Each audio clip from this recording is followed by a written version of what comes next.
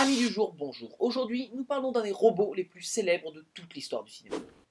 Non. Nope. Un peu de sérieux quand même. Non, je veux bien sûr parler du Terminator. En particulier le T-800 interprété par Arnold Schwarzenegger. Et avec lui, le programme informatique le plus méchant de toute l'histoire, le descendant d'Apple, le père silencieux de la matrice, Skynet. Terminator Genesis, nouvel élément de la franchise vendu comme le renouveau de la franchise par ses producteurs, vaut-il la peine? On en reparle tout de suite. D'ici là, Je reviendrai. trop facile? Ouais. Ouais, non, je le savais quand je l'ai dit, je me disais ça va, ça.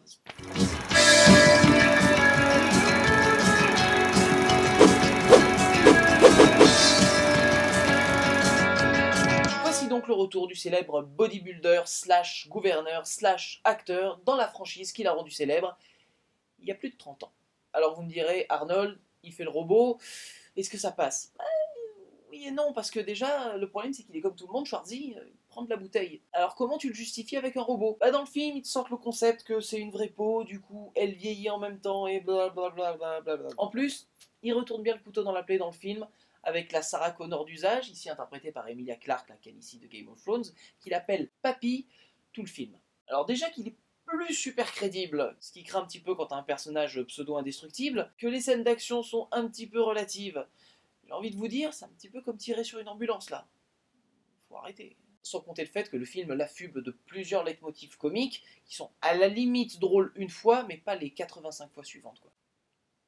Et c'est sûr que le recyclage à Hollywood, ça marche bien. Ah, ils aiment ça, les mecs. Pourtant, souvenez-vous, Arnold avait déjà fait son retour avec un Terminator 3, le soulèvement des machines, et aussi une guest apparition mode numérique, donc il n'était pas là vraiment, mais c'est un peu lui quand même, pour Terminator Renaissance. Donc voilà, après la Renaissance, qu'est-ce qui vient? Pas grand-chose. Alors du coup, la Genèse. Terminator Genesis. Le mec qui a trouvé le titre, il s'est pété un neurone à mon avis. Alors cette fois-ci, chronologiquement, on va en arrière, on va en avant, et un peu des deux. Comme tous les Terminators qui se respectent, le film s'ouvre sur le monde dévasté du futur où les machines ont pris le contrôle, et les humains sont juste un petit groupe de résistants mené par John Connor, le fameux héros de la saga, interprété par des visages de plus en plus différents. Il est de moins en moins reconnaissable, le mec. Bientôt, ça va être un chinois. Donc on voit le monde dévasté avant de revenir en arrière, voyage dans le temps oblige, sur le premier film. En effet, dans son premier quart d'heure, Terminator Genesis relève plus de la préquelle à l'original avant de partir en vrille. Il est revenu, il aurait pas dû. En revenant ainsi dans le premier film, on se retrouve avec une mise en scène avec un hommage assez sidérant au premier film. Le metteur en scène Alan Taylor, réalisateur de plusieurs épisodes de Game of Thrones et d'autres séries HBO, allant jusqu'à faire exactement les mêmes plans que James Cameron à l'époque. Seulement le spectateur averti pourra remarquer certains détails qui peuvent faire douter sur la continuité temporelle à laquelle nous assistons ici. Le héros du premier film, Kyle Reese, est donc envoyé comme prévu en 1984 pour suivre les événements du premier film. Seulement à ce moment-là, il y a un Paradoxe temporel. qui altère toute la ligne temporelle que nous avons assisté en tant que spectateurs sur les films 1, 2, 3 et 4. Bonne idée? Ouais, pourquoi pas? Bien utilisé? Nah. Le film essaye de faire quelque chose de quasiment impossible.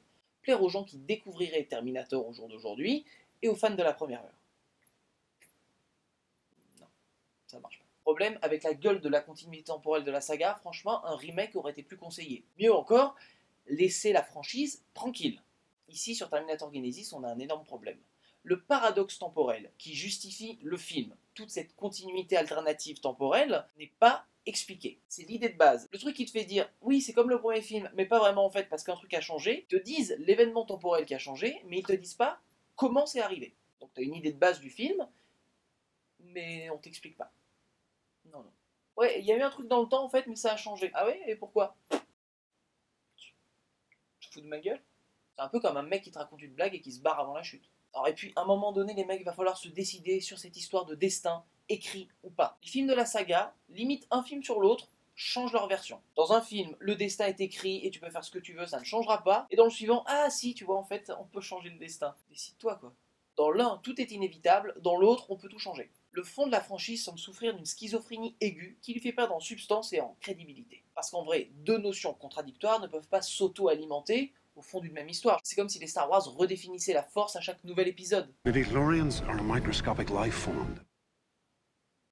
C'est pas arrivé. Cette volonté de plaire au plus grand nombre est évidemment en opposition par rapport à la nostalgie qu'on peut ressentir sur les premiers films. Quand je dis les premiers films, je parle des deux premiers, bien sûr. Ici, on sent clairement cette volonté de créer une sorte de Madeleine de Proust synthétique. Toutes les recettes qui ont marché sur les films précédents sont là, comme le T-1000, mais sans Robert Patrick, ou le fameux leitmotiv musical, peu surutilisé.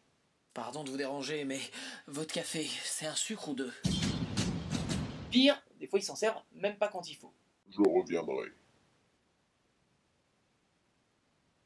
Sans déconner, les mecs. Pourtant, on sent que les producteurs ont beaucoup misé sur le film, parce qu'ils sont même allés jusqu'à demander à James Cameron, son créateur, son approbation. Ce qu'il fit dans une belle petite vidéo, ou si vous tendez l'oreille, si vous êtes bien attentif, vous pourrez entendre toute la thune qui s'est fait pour faire cette petite vidéo de merde. The franchise has been reinvigorated, like this is a renaissance.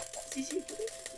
You like the Terminator film? Ça sent le vendu, ça sent le vendu. Attends, écoutez. I want this movie. À tout cela s'ajoutent tous les mauvais clichés du héros américain. Je m'explique. C'est-à-dire avec un champion qui a le charisme d'une loutre sauvage, avec une résistance physique qui dépasse l'entendement humain. Quand tu as un robot en guise de personnage principal, le genre de truc qui peut sauter d'un immeuble, s'éclater au sol, se relever et repartir direct. Tu peux pas avoir un héros humain qui se prend une voiture en plein dans la gueule et qui se relève 2 secondes après et qui continue de courir. C'est tellement mauvais que t'en viens à te poser des questions sur sa nature. Mais c'est pas un robot lui aussi alors? Bah non, je crois pas. T'es sûr? Je sais pas. Et je vous passe les trucs du genre les pistolets qui tirent 287 coups ou un camion citerne, comme ça tombe bien. Bonus, le film contient une petite scène post-générique à la Marvel qui se paye le luxe d'annuler quasiment tout ce qu'on a vu dans le film. C'est une scène absolument pas justifiée, où on a juste l'impression que les producteurs en rajoutent pour bien s'assurer qu'on reviendra pour une suite éventuelle que j'espère qu'ils feront pas. La réalisation ne présente aucun intérêt, tout comme son scénario, qui suit une démarche bien classique et diluée dans un énorme bazar de scènes déjà vues et d'actions over the top. Le film ne veut rien dire du tout, il n'est qu'un énième exemple de la famine intellectuelle qui ronge Hollywood aujourd'hui. Terminator Genesis est une bouse, bien habillée, car vêtue des plus beaux apparats d'un cinéma imaginatif et innovant, mais vieux de 30 ans. Tout comme Skynet est une entité indestructible, la franchise Terminator n'arrête pas de renaître de ses cendres, mais apparaît comme continuellement diminuée par ses résurrections successives, et finit par mettre en exergue le fond de sa pensée, une simple variante sur le thème de la ressucée mercantile de vieille gloire cinématographique, changée en poupée de chiffon dont se dégage uniquement la valeur profonde de son scénario. Rien.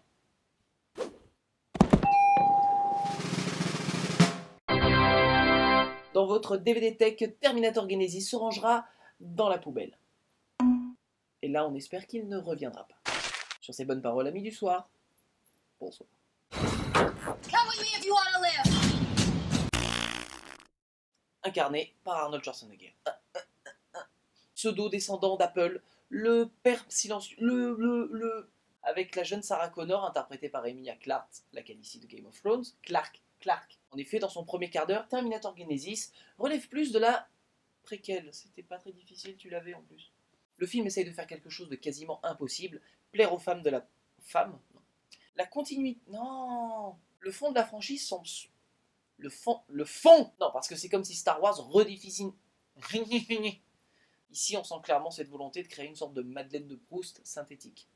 Je vous ai postillonné dessus, vous l'avez senti comme moi? On a l'impression... Mais arrête de parler mal. Diminuer.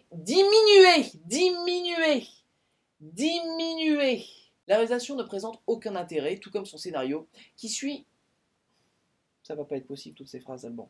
Tout comme Skynet, je me déteste. Eh ben, putain, quel enfoiré.